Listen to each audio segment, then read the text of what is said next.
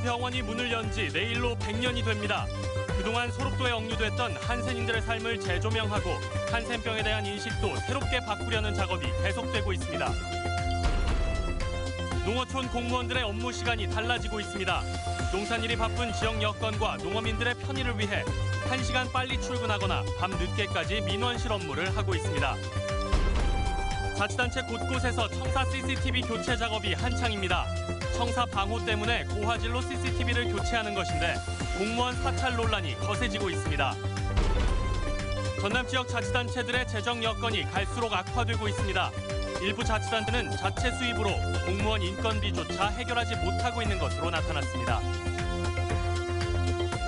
여러분 안녕하십니까? 계속해서 광주 전남 소식 전해드립니다. 고흥에 있는 국립소록도병원이 오는 17일 개원 100주년을 맞는데요. 굴곡진 한센인들의 삶을 재조명하고 한센병에 대한 인식을 재정립하기 위한 다양한 작업들이 진행되고 있습니다. 문형철 기자입니다. 섬 전체가 하나의 병원인 소록도. 일제강점기에 지어진 감금실과 검시실 등이 과거 한센인들의 질곡의 삶을 보여줍니다. 이제 그늘진 세월에서 완전히 벗어난 소록도는 새로운 출발을 준비하고 있습니다. 인권교육의 장소인 한센병 박물관이 오는 17일 문을 엽니다. 당시 환자들의 생활상을 보여주는 다양한 물품과 사료를 통해 한센인들의 삶이 새롭게 조명됩니다. 한센인들의 삶과 아픔들을 공감하고 체험할 수 있는 6개 주제로 구성된 전시 공간으로 한센인의 애환을 고스란히 간직한 유품을 문화재로 등록하기 위한 작업도 함께 진행되고 있습니다. 개원 100주년을 기념하는 우표에 이어 올해 하반기쯤에는 지난 1세기 소록도 병원의 변천 과정과 의료 역사를 담은 책자가 선보입니다. 세계 8개 나라가 참여하는 국제학술대회는 단순한 정보 교류의 차원을 넘어 한센병에 대한 인식을 바꾸는 새로운 계기가 될 전망입니다. 한센 극복에 대한 경험과 노하우를 교류하고 더 나은 미래를 위한 상생의장, 소통의장을 만들고자 합니다. 소록도 병원 측은 개원 100주년을 맞아 내일부터 사흘간 섬 주민과 시민들이 함께할 수 있는 다양한 공연과 축제를 마련하기로 했습니다. MBC 뉴스 문형철입니다. 농어촌 지역 공무원들의 업무 시간이 바뀌고 있습니다. 오전 9시부터 오후 6시까지로 못 박힌 업무 시간엔 주민들 역시 농산일과 바닷일로 바쁘기 때문입니다. 양현승 기자입니다. 이른 아침 무안군 보건소. 물리치료를 빨리 받고 일터로 돌아가려는 농민들의 진료 경쟁이 치열합니다. 해가 일찍 뜨고 농산일이 바쁜 시기가 되자 무안군은 다음 달까지 진료 시작 시간을 오전 9시에서 8시로 1시간 앞당기기로 했습니다. 환자가 분산되면 한정된 진료 장비를 효율적으로 쓸 수 있을 것으로 기대됩니다. 일하러 가셔야 되는데 치료를 못 받으시는 경우가 많이 있어요. 빨리 시작을 안 하니까. 그래서 1시간 빨리 시작을 해서 주민들 좀 농번기사 편의를 받으려서. 신안군은 민원실 업무 종료 시간을 오후 6시에서 9시로 3시간 늦췄습니다. 농어민과 맞벌이 부부 등 시간에 쫓기는 주민들이 하루 일과를 마친 뒤 민원 업무를 편안히 볼 수 있도록 배려한 겁니다.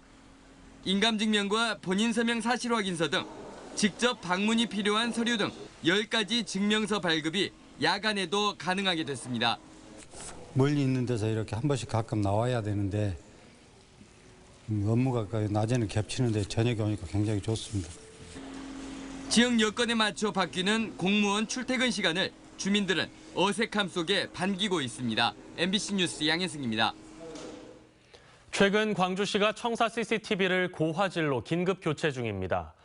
청사 방호 때문이다, 공시생 사건이 계기였다, 이유는 많은데 시점이 참 석연치 않습니다. 김인정 기자가 보도합니다. 현관, 복도, 엘리베이터 앞, 사무실 앞. 광주시청 곳곳에 설치돼 공무원과 민원인을 지켜보고 있는 CCTV는 모두 100여 대.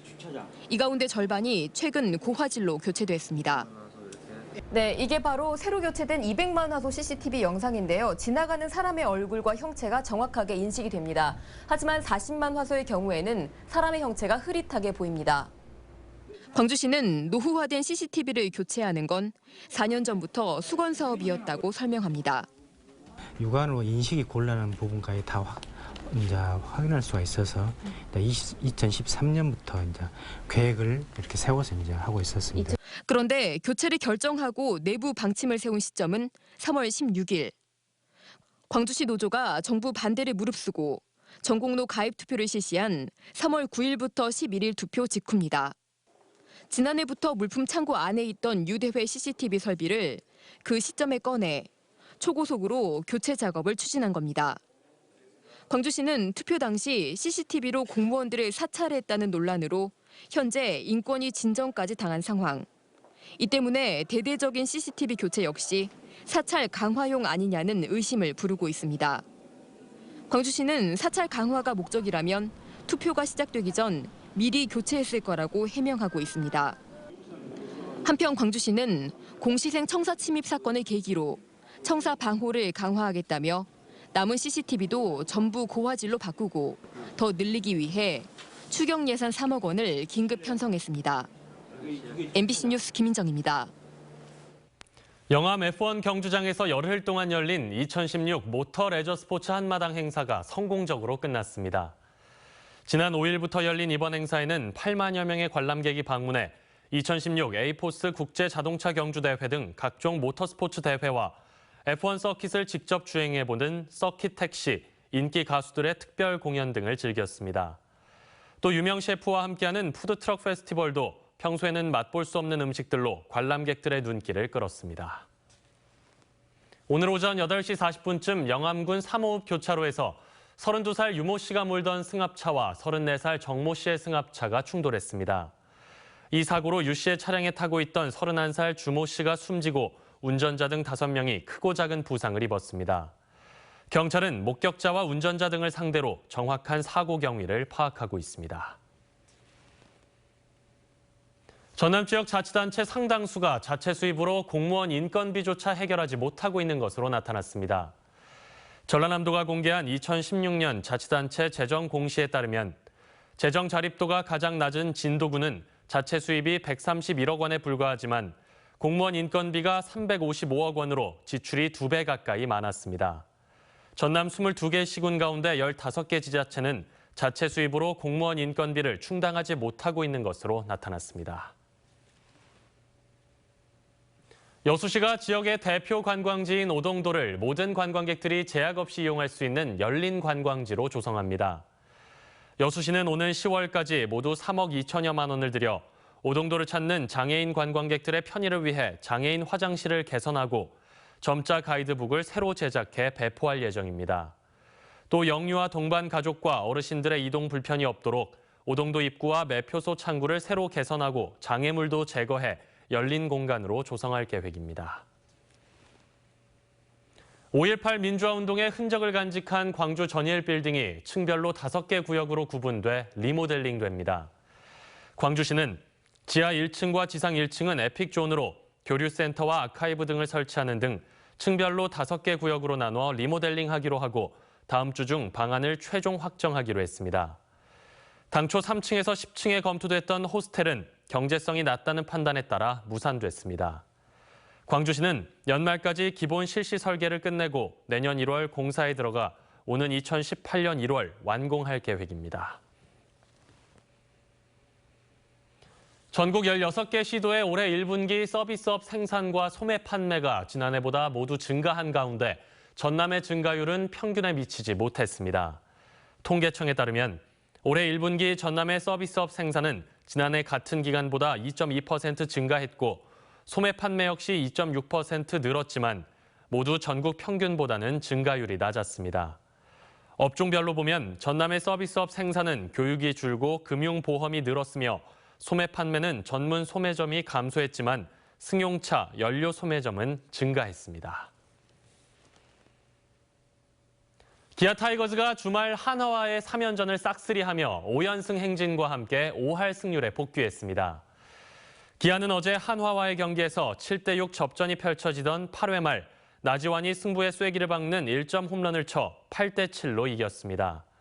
이로써 기아는 지난주 KT, 한화와의 5경기를 싹쓸이하며 17승 17패로 승률 5할에 복귀했습니다. 기아는 이번 주 선두 두산과 SK를 상대로 6연전이 예정돼 있습니다. 1980년 광주에 참상을 알린 외신 기자들이 36년 만에 광주에 모여 5.18 역사를 다시 증언합니다. 광주시는 5.18을 가장 먼저 외부에 알린 독일 언론인 위르겐 힌츠페터씨 별세를 계기로 브래들리 마틴, 노만 소프 등 당시 현장을 취재한 외신 기자와 내신 기자 10여 명을 초청했다고 밝혔습니다. 이들은 내일 5.18 구묘지에서 열리는 힌츠페터 추모식과 내외신 기자 초청, 시민과의 생생 토크에 참여할 예정입니다. 순천시가 지역의 대표 주전부리로 갈대미인 찰빵과 순천 김치고를 선정했습니다. 순천시가 최근 지역의 매력적이고 특별한 주전부리 발굴을 위해 순천 주전부리 경연대회를 개최하고 지역의 대표 주전부리로 갈대미인 찰빵과 순천 김치고 등 6종을 선정했습니다. 순천시는 이번에 선정된 주전부리를 문화의 거리, 드라마 촬영장 등 관광객 밀집 장소에 시범 판매하고 먹거리 부스 운영과 청년 점포 입점 우선권 부여 등 다양한 지원을 통해 관광 상품화에 나설 계획입니다. 광양시가 와우지구에 조성하고 있는 공동주택용지를 내일부터 공개경쟁 입찰 방식으로 매각합니다.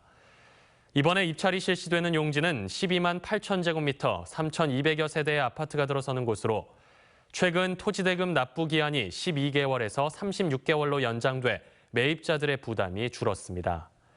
광양시는 중마동 인구의 분산 수용을 위해 오는 2018년 준공을 목표로 4년째 와우지구 도시개발 사업을 추진하고 있습니다.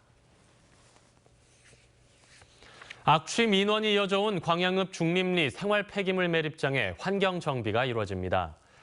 광양시는 오는 9월까지 예산 3억 원을 투입해 생활 폐기물 매립장의 악취 발생을 최소화하기로 했습니다.